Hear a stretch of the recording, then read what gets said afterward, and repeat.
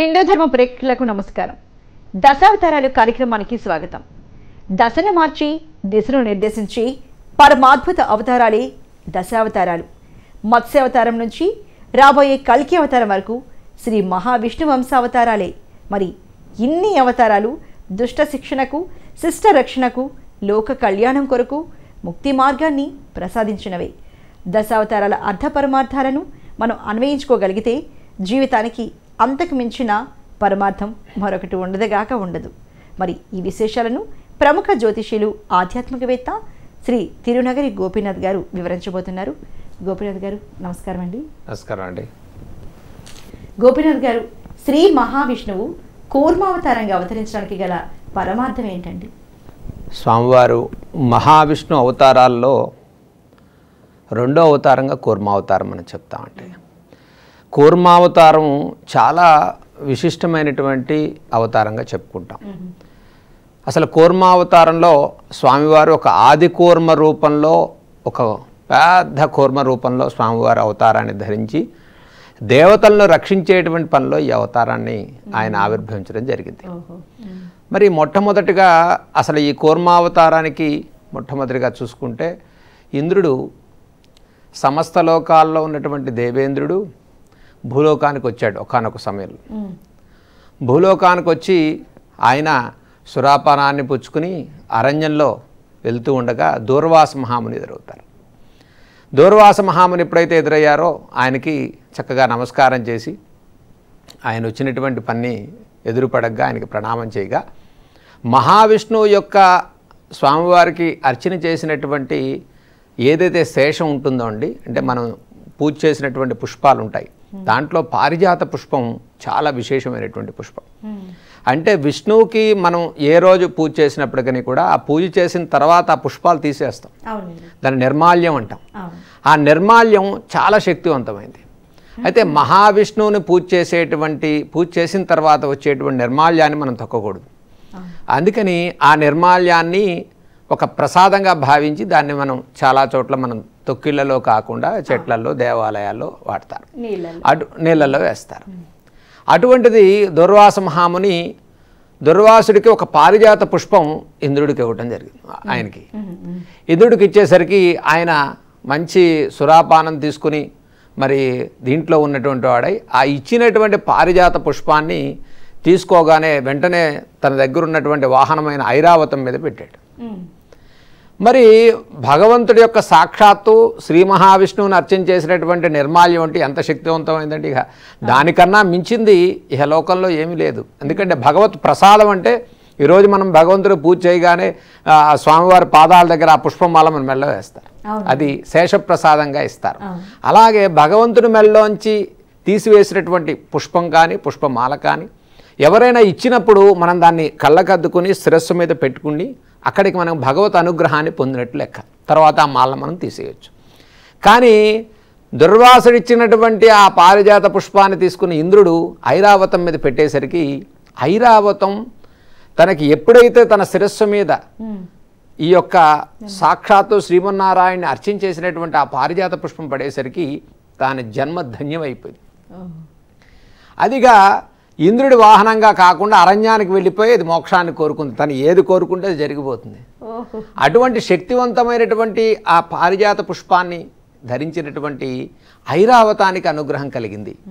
కానీ దేవేంద్రుడు ఇది చూసి, దుర్వాసుడు ఇది చూసి ఇచ్చినటువంటి పుష్పాన్ని ఎప్పుడైతే నిర్లక్ష్యంగా తన ఏనుగు మీద పెట్టేశాడో అంటే అప్పుడు వెంటనే ఆయన శపించడం జరిగింది. దుర్వాసుడు ఏమని శపించాడంటే, నీకు మహావిష్ణువు లాంటి అర్చన చేసినటువంటి పుష్పాన్ని నీవు స్వీకరించే పరిస్థితిలో లేవు, నేను ఇచ్చేటువంటి శాపంలో సమస్తమైన మీ దేవతలందరి యొక్క శక్తులు క్షీణమైపోగాక మీ ఐశ్వర్యం మొత్తం కూడా పోతుంది. దేవతలందరికీ ఎప్పుడైతే దుర్వాసుడి యొక్క శాపం తగిలిందో ఇంద్రుడికి ఒక్కసారి మత్తు వదిలిపోయింది. వెంటనే ఆయన ఇచ్చిన పుష్పం ఏమిటి, ఆయన ఆ పుష్పమాల ఇచ్చాడా, పుష్పం ఇచ్చాడా అనేది కూడా తెలియని పరిస్థితిలో ఉన్నటువంటి ఇంద్రుడు అది చూసి ఒక్కసారి దుర్వాసుడి పాదాల మీద పడ్డాడు. పాదాల మీద పడి నన్ను క్షమించమని, రక్షించమని కోరుకోగా దుర్వాసుడు చెప్పాడు, నువ్వు మహాపరాధం చేశావు, సాక్షాత్తు సమస్త లోకాల్లో చతుర్దశ భువనాధీశుడైనటువంటి శ్రీ మహావిష్ణువుని అర్చించేసినటువంటి ఆ పారిజాత పుష్పం నీకు ఇస్తే నువ్వు దాన్ని నిర్లక్ష్యంగా పక్కన పెట్టావు. నీ నిర్లక్ష్యానికి ఇదే నా శాపం అని సమస్తమైన మీ దేవతలకు అధిపతి అయినటువంటి ఇంద్రుడు మీ శక్తులని కూడా క్షీణమై సామాన్యులుగా ఉండిపోతారు, మీ ఐశ్వర్యం మొత్తం కూడా మాయమైపోతుందన్నాడు. అలాగే ఆయన దగ్గర ఉన్నటువంటి ఇంద్రలోకంలో ఉన్న ఐశ్వర్యం మొత్తం కూడా హరింపజేసి సామాన్యులుగా అయిపోయారు దేవతలు. ఇక పాదాల మీద పడి దుర్వాసుని అనేక రకాలుగా స్తోత్రాలు చేస్తే అప్పుడు దేవేంద్రుడు బ్రహ్మగారిని స్తోత్రం చేశాట. చూడండి, ఎప్పుడైనా సరే తెలుసో తెలియకో తప్పులు జరుగుతూనే ఉంటాయి. ఆ తప్పుల్లో ఇంద్రుడు కూడా ఒక రకంగా ఆ తప్పుని క్షమించమని మన్నించమని బ్రహ్మ మరి చతుర్థ చక్కగా ఆ ప్రజాపతిని అనేక రకాలుగా స్తోత్రాలు చేస్తే ఆయన బ్రహ్మలోకం నుంచి వచ్చి, అయ్యయ్యో ఇంద్ర, ఎంత అపరాధం చేసావు, నువ్వు సామాన్యమైనటువంటి పని చేయలేదు. అప్పుడు చూస్తే బృహస్పతితో పెట్టుకున్నావు, ఇప్పుడు చూస్తే దుర్వాసుడితో పెట్టుకున్నావు. దుర్వాసుడి యొక్క శాపగ్రస్తాన్ని నువ్వు గురయ్యావు. ఇది సామాన్యమైన శాపం కాదు. నీకు మళ్ళీ పదవి రావాలన్నా, మీకు శక్తి రావాలన్నా, ఐశ్వర్యం తిరిగి పొందాలన్నా ఇక నీవు మళ్ళీ ఆ మహావిష్ణువుని పూజ చేయాలి. అప్పుడు అందరూ కూడా మహావిష్ణువుని స్తోత్రం చేయగా అప్పుడు మహావిష్ణువు ప్రత్యక్షమై, అప్పుడు ఓ స్వామి నన్ను రక్షించు, నేను తెలుసో తెలియకో అపరాధం చేశానన్నాడు.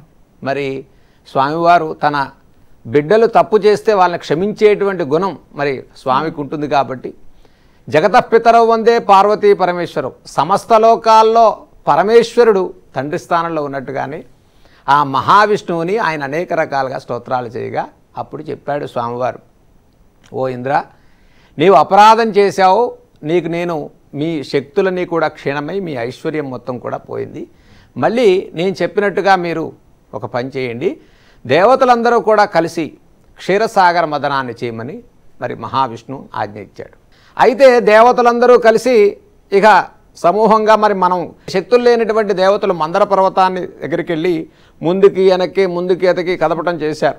ఎంత చేసినప్పటికీ మందర పర్వతంలో చలనం రాలేదు. అప్పుడు వీరందరూ కూడా వెళ్ళి మళ్ళీ దైత్యులైనటువంటి రాక్షసుల యొక్క స్నేహం చేయటం ప్రారంభం చేశారు. చేసి వారందరినీ కూడా మెప్పించి వారికి కూడా అమృతోద్భవం కలుగుతుందని చెప్పి మహావిష్ణువు ఇంద్రుడికి దీంతో పాటుగా ఉపదేశం చేశాడు. ఓ ఇంద్ర, నీవు చేసినటువంటి అపరాధాన్ని నేను క్షమిస్తాను, కానీ మీ అందరికీ మళ్ళీ శక్తులు రావాలి అంటే, దేవతలందరూ కూడా మళ్ళీ శక్తివంతులు అవ్వాలంటే అమృతోద్భవం జరగాలని చెప్పాడు. ఆ అమృతోద్భవం జరిగి మీరందరూ కూడా అమృతాన్ని పుచ్చుకుంటారు. అప్పుడు మీ అందరికీ కూడా శక్తి ఎప్పుడెప్పుడు ఒకంత పెరుగుతూ ఉంటుంది. ఇక పడిపోవటం అనేది లేదు. అప్పటి వరకు శక్తి క్షీణమై దుర్వాసుడి యొక్క శాపం వల్ల ఐశ్వర్యం మొత్తం కూడా పోయింది. కానీ ఒక్కసారి అమృతోద్భవం జరిగి అమృతం మీ అందరికీ తీసుకున్నట్లయితే ఇక నుంచి దేవతలందరికీ శక్తి పెరుగుతుంది. అటువంటి పని నేను మీకు ఇస్తాను, మిమ్మల్ని నేను రక్షణ కలిగిస్తానని మహావిష్ణువు చెప్పాడు. మరి భగవానుడు ఉన్నది దేవతలను రక్షించడానికే కదండి.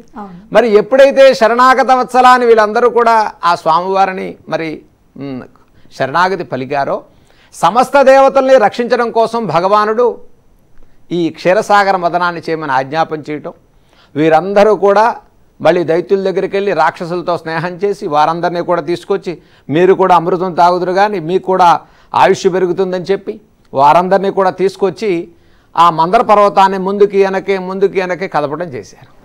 మరి ఎంతో కష్టపడి మందర పర్వతాన్ని తీసుకొచ్చి ఆ పాల సముద్రంలోకి వేశారు. ఆ పాల సముద్రమే ఒక పాలకుండగా మనం భావిస్తాం. అది ఆ పాలకుండలో ఈ మందర పర్వతాన్ని కొద్దిగా ముందుకి వెనక్కి జరిపి నిదానంగా దాంట్లో తీసుకొచ్చారు.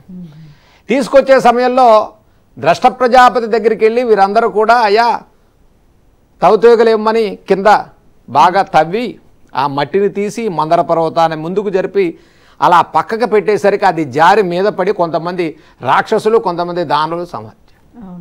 వీరందరూ ఎప్పుడైతే చనిపోయారో అప్పుడు దేవతలకు ఆలోచన వచ్చింది, అయ్యో మహావిష్ణువు ప్రత్యక్షమై మనందరినీ మందర పర్వతాన్ని పాల సముద్రంలో పెట్టమన్నప్పుడు మనం కనీసం ఒక మాట అడగలేదు, మనకు శక్తి క్షీణం అయిపోయింది, మనెవరికీ శక్తులు లేవు, ఈ రకంగా ఆ మందర పర్వతం పక్కకి ఒరిగి మన మీద పడిపోయింది, రాక్షసులు దేవతలు సంహరించబడ్డారు, అసలు ఇదేదో ఆ భగవానునే మార్గం చూపించి మీరే మమ్మల్ని ఎలా వెళ్ళాలో ముందుకు అనుగ్రహిస్తే సరిపోయేది కదా అని మనసులో అనుకుని భగవానుణ్ణి స్మరణ చేసేటండి దేవేంద్రుడు. మహావిష్ణువు ఇంద్రుడికి చెప్పాడు, వాసుకిని పిలవండి, సామాన్యమైనటువంటి శక్తులతో ఉన్న తాళ్ళేవి కూడా మీకు పనిచేయవు. వాసుకుని పిలిచి వాసుకుని ఒక తాడులాగా కట్టి రెండు వైపులా రాక్షసులు దేవతలు పట్టుకుని చిలకమని చెప్పాడు. అంతటా వాసుకుని ప్రసన్నం చేశారు. మరి వాసుకుని ఎందుకు ప్రసన్నం చేశారంటే వాసుకు కూడా అమృతాన్ని ఇస్తే నీవు కూడా అమృతుల్యం అయిపోతావు, నీకు దేవతాశక్తి కలుగుతుంది, కాబట్టి నీవు దీంట్లో ప్రధాన పాత్రగా ఆ కవ్వానికి తాడులాగా నువ్వు రావాలని చెప్పారు. ఇక ఆ మందర పర్వతాన్ని చెక్కటం మొదలు పెట్టారట.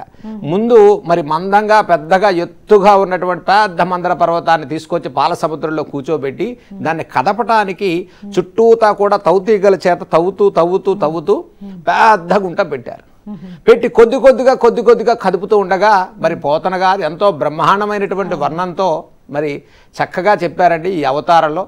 అసలు స్వామివారు భక్త రక్షణార్థం ఎలా అయితే వస్తారో దేవతల సమస్యలో కూడా వీరు ఎంతైతే కష్టపడుతూ ఉన్నారో తమంతు తాము ప్రయత్నంగా చూడండి. మనం ఏదైనా పూజ చేసాం, చెప్పాం, వ్రతం చెప్పాం, భక్తులు ఏమంటారంటే అమ్మో అదంతా మనం చేయగలమా అంటే, గురుగారు 2 గంటలు కూర్చోగలమా, మీరు చెప్పినంత హోమం మనం చేయగలుగుతామా? అదే నీ ప్రయత్నంగా నువ్వు చేద్దామని కూర్చున్నావు అనుకోండి, అంటే నీ మనసులో చెయ్యాలనేటువంటి సంకల్పం బాగా ఉంటే భగవంతుడు నీకు రక్షణగా వస్తాడు. ఎవరో వస్తారు, నీకు హెల్ప్ చేస్తారు, సామాగ్రి వస్తుంది, చక్కగా యజ్ఞం పూర్తి చేసాం అంటే నీ మనసులో ముందు సంకల్పం ఉండాలి. అవునండి, అంతే కదండి. మన సంకల్పం బలంగా ఉంటే ఏ పనైనా మనం పూర్తి చేయగలుగుతాం. భగవానుడు అక్కడ మనకు ఉపదేశించేది అది. అప్పటి వరకు దేవదానవులు అనేక రకాలుగా కష్టపడి పాల సముద్రంలో పెడితే అది తిప్పటానికి వాసుకుని పిలిచి దానికి మెలిపెట్టారు. ముందు అందరూ కూడా దేవతలు తలవైపుకి వెళ్ళండి అన్నాడు ఇంద్రుడు. దేవతలందరూ వెళ్ళారు. బలిచక్రవర్తి రాక్షసులందరూ కూడా ఇటువైపు వచ్చారు. తోకవైపు అందరూ రాక్షసులకు వెళ్ళండి అన్నారు. తోకవైపు అందరూ రాక్షసులు పట్టుకున్నారు, తలవైపు అందరూ దేవతలు పట్టుకున్నారు. పట్టుకుని అలా మనం కవ్వం చిలికినట్టుగా చిలుకుతూ ఉంటే అది తిరుగుతూ ఉండాలి. అయితే పట్టుకుని దాన్ని ముందుకి వెనక్కి కదిపి కరెక్ట్గా దాంట్లో పెట్టి పాల సముద్రం మీద అలా చిలుకుతూ ఉండే సమయంలో ఇక పెద్దగా అరవటం మొదలుపెట్టాడు వాసుకి. మరి తిరగట్లేదు మందర పర్వతం, ఎంతో గట్టిగా లాగటం మొదలు పెడితే అప్పుడు బలిచక్రవర్తికి ఆలోచన వచ్చేది. రాక్షస పెద్ద అయినటువంటి బలిచక్రవర్తి, ఓ ఇది చాలా బాగుంది, ఇక్కడే మాకు అన్యాయం జరిగింది, మీరు మాతో స్నేహం చేశారు, మీరందరేమో శిరస్సుకెళ్ళి ఉండాలా, మేమందరమేమో తోక్కెళ్ళి ఉండాలా, ఇక్కడి నుంచే మీరు ఇచ్చిన మాట తప్పేటువంటి పరిస్థితికి వచ్చింది, ఇదేది ముందుకు సాగేటట్టు లేదు, ఇది మాకు కుదరదు, మేమందరం శిరస్సు వైపుకి వెళ్తామన్నారు. ఇక దేవేంద్రుడికి ఒక ఆలోచన వచ్చి, ఇంత మనం పెద్ద పని చేస్తున్నామే, సాక్షాత్తు ఆ స్వామి అనుగ్రహం లేనిదే మనం ఏమీ చేయలేము, ఆ స్వామిని ప్రసన్నం చేసుకుందామని అప్పుడు స్వామికి అందరూ కూడా స్తోత్రం చేసి శరణాగతి పిలికితే స్వామివారు వైకుంఠం నుంచి గరుడారూఢుడై స్వామివారు అక్కడికి వచ్చి ఆసీనమై, ఓ ఇంద్ర మీకేం భయం లేదు, నేను ఇక్కడే ఉంటాను, ఓ గరుత్మంతా నువ్వు వెళ్ళిపో, నేను ఇక్కడే ఉండి ఈ కార్యం పూర్తయ్యే వరకు నేను దగ్గర ఉంటాను, అదే మీరు చూసుకోండి ఇలా చేయండి అని చెప్పి వెళ్ళిపోవచ్చు కదా స్వామి. కానీ అలా వెళ్ళలేదండి. అంటే ఎవరికి ఎక్కడ ఎటువంటి సమస్య వస్తుందో అని తెలిసినటువంటి భగవానుడు ఆయన అక్కడే ఉండి వాళ్ళకి చెప్పాట, ఓ దేవతలందరూ కూడా ఇలా రాక్షసులు గొడవ చేస్తున్నారు, మేమందరం తోకకెళ్ళి ఉండం, ఆ తోకను పట్టుకుని ఉండటం ఏమిటి, మీరందరూ శిరస్సుకెళ్ళి ఉండి ఉచ్చస్థితిలో ఉండటమా, శిరస్సులకెళ్ళి మీరా, తోకలకెళ్ళి మేమా అని రాక్షసులు ఎప్పుడైతే గట్టిగా మాట్లాడుతున్నారో వెంటనే భగవానుడు చెప్పాడు, సరే దేవతలారా మీరందరూ ఇక్కడికి రండి, వీరందరూ కూడా ముందుకు వెళ్తారని చెప్పాడు. ఇక ఎప్పుడైతే వాసుకి శిరస్సు వైపుకి అందరూ కూడా రాక్షసులు వచ్చేసారు, మరి అందరూ కూడా దేవతందరూ వచ్చి ఇక ఆ మందర పర్వతాన్ని చిలకటం కోసం గట్టిగా మనం చూడండి ఏదైనా పని చేసేటప్పుడు ఓహోం బోహం అని మనం పలికినట్టుగా ఆ నామాల్ని పలుకుతూ స్వామివారి నామాలతో ఇటు రాక్షసులు అటు దేవతలు ఒక విధంగా ఆ మందర పర్వతాన్ని అదిగో పట్టు ఇదిగో పట్టు అని మొత్తం మీద కదిపే ప్రయత్నాన్ని చేశారు. అయినప్పటికీ ఆ మందర పర్వతం ఎప్పుడైతే ఈ కవ్వానికి పెట్టినటువంటి తాడండి కింద ఏ ఆధారం లేకపోతే పక్కన అది జారిపోయే అవకాశం ఉంటుంది. మనం సహజంగా కూడా పాలు చిటికేటప్పుడు చూడండి ఈ విషయంలో మరి యాదవులు మరి ఆ పాలు చితికేటప్పుడు కృష్ణావతారంలో వారు ఎంత గొప్పగా పాలన చిలికేవారు. మరి వారికి ఉన్నటువంటి అనుభవం కానీ వారు చేయగలిగేటువంటి పని కానీ ఇంకెవరూ చేయలేరు. అదే రకంగా శక్తి క్షీణులైనటువంటి దేవతలందరూ కూడా ఈ కవ్వాన్ని చిలికేటువంటి ప్రయత్నంలో ఆ మధ్యలో ఉన్న మందర పర్వతం జారిపోయింది. జారిపోయేసరికి మళ్ళీ అది పనిపడేసరికి స్వామివారు అప్పుడు మహాకూర్మ అవతారాన్ని దర్శనం చేశారు. శ్రీ మహావిష్ణు ఎత్తి బ్రహ్మాండమైనటువంటి పెద్ద కూర్మావతారంలో పెద్ద డిప్పతో స్వామివారు ఆయన యొక్క కళ్ళతో దృష్టి మాత్రం చేత సముద్ర గర్భంలోకి వెళ్ళి చూస్తూ ఆ మందర పర్వతాన్ని ఆయన భుజాల మీద వేసుకున్నాడు. అక్కడ శ్రీ మహావిష్ణువు ఆ యొక్క ఉద్యోగాన్ని ఆయనే భుజం మీద వేసుకున్నట్ట. చూడండి, పెద్ద కూర్మ రూపంలో స్వామివారు సముద్ర గర్భంలోకి వెళ్ళి ఆ మందర పర్వతాన్ని పైకెత్తమని చెప్పి ఈసారి వాసుకి కట్టి ఈ పర్వతం నా భుజం మీద ఉంటుంది, మీరందరూ చక్కగా చిలకండి అనేసరికి అందరికీ ఆనందం కలిగింది. ఎందుకంటే దానంతర అదిగా ఇంతకు ముందు కన్నా పైకి లేచి చక్కగా తిరుగుతూ ఉన్నది. తిరిగేసరికి వీళ్ళందరికీ ఆనందం కలిగింది రాక్షసులకు. ఎందుకు అంటే తొందరగా దీంట్లోంచి ముందుగానే చెప్పాడు మహావిష్ణువు, అయినా ఇంద్ర దీంట్లో మీరు చిలుగుతూ ఉండే సమయంలో అనేక రకాలైన వస్తువులు బయటకు వస్తాయి. వాటిని చూసి మీరెవరు కూడా నాకు కావాలి మీరెవరూ ఎగబడొద్దు. నేను దాన్ని ఎవరు ఏది తీసుకోవాలో నేను నిర్ణయిస్తాను. మీరు అలా జాగ్రత్తగా ఉండండి.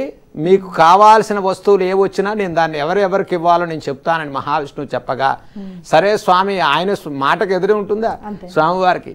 ఆ పెద్ద కూర్మం మీద ఈ మందర పర్వతాన్ని పైకి భుజాల మీద పెట్టి మళ్ళీ వాసుకుని తాడుగా కట్టి రెండు వైపుల నుంచి చిలకడం ప్రారంభం చేశారు. తలవైపు వచ్చినటువంటి రాక్షసులు గట్టిగా ఎప్పుడైతే చిలకడం ప్రారంభం చేసేసరికి మరి ఆయన యొక్క వాసుకి చర్మం గట్టిగా తాడులాగా పట్టుకుని వాసుకు ఉండబట్టి అది కొద్దిగా కదులుతూ ఉండగా శిరస్సుకెళ్ళి ఉండేటువంటి వారికి అది బుసలు కొక్కుతున్నటువంటి విషం అంతా వచ్చి రాక్షసుల మీద పడిందట. కొంతమంది రాక్షస సైన్యం అంతా కూడా ఆ రకంగా కొంతమంది మట్టుబెట్టడం జరిగింది. అప్పుడు మహావిష్ణువు చెప్పాడు, ఇక నుంచి మీరు చిలికేటువంటి ఈ మందర పర్వతం ఏదైతే ఉందో నీ కింద పెద్ద మహాకూర్మం మీద పెట్టిన తర్వాత ఇక ఆయనకి బుసలు రావటం జరగదు. ఇటు దేవతలు ఇటు రాక్షసులు కూడా చిలకడం ప్రారంభం చేశారు. బ్రహ్మాండమైనటువంటి ఈ పాలకడల మీద ఉన్నటువంటి ఈ మందర పర్వతాన్ని చిలుకుతూ ఉండగా ఒక్కసారి అలా చిలుకుతూ కై శబ్దం వస్తూ ఉండగా సమస్త లోకాల్లో భూలోకం అంతా కూడా దద్దరిల్లిపోతుందటండి.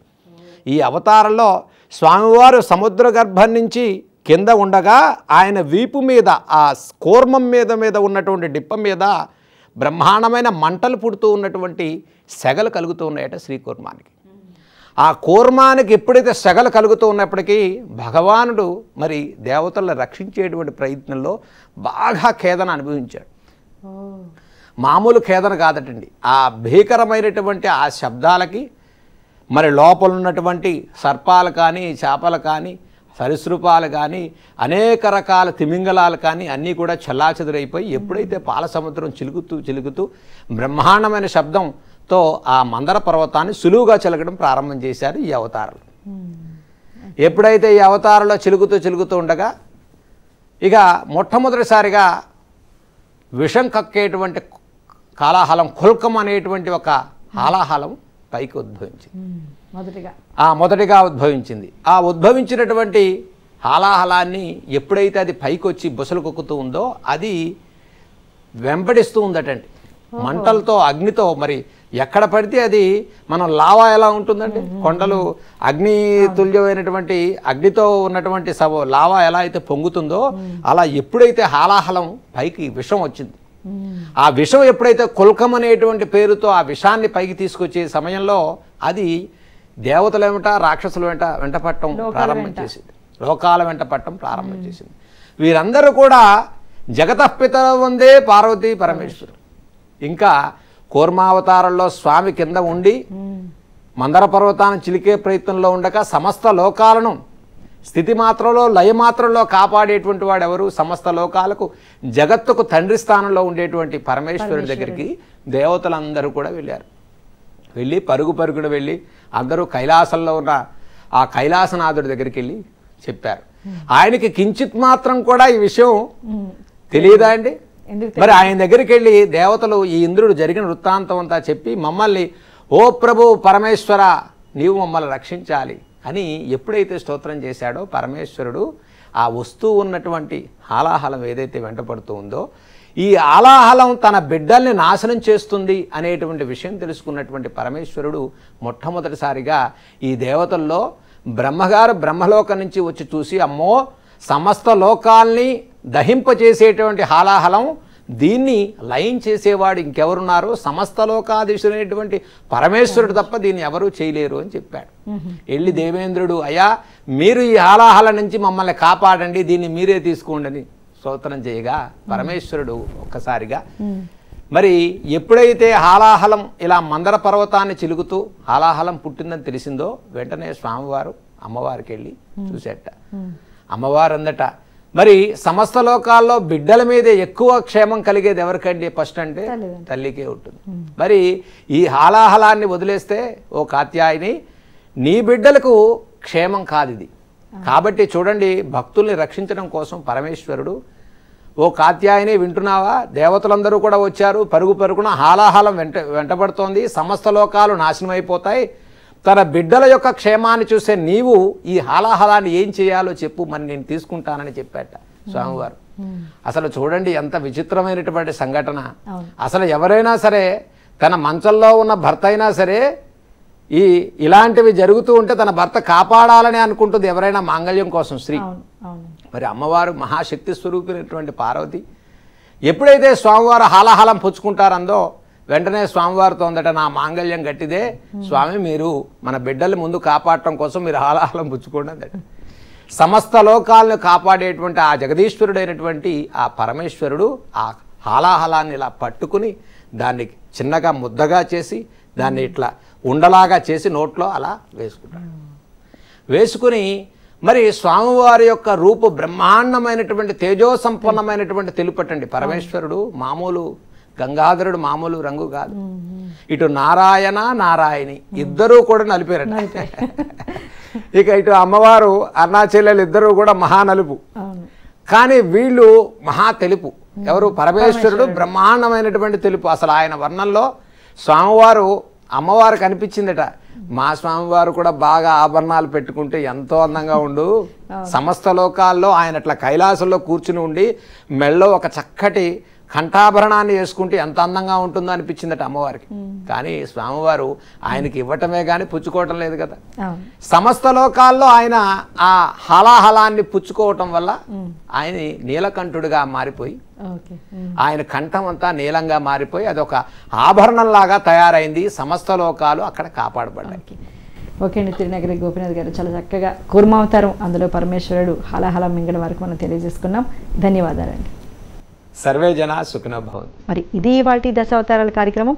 మరో కార్యక్రమంతో మళ్ళీ కలుద్దాం. చూస్తూనే ఉండండి హిందూ ధర్మం.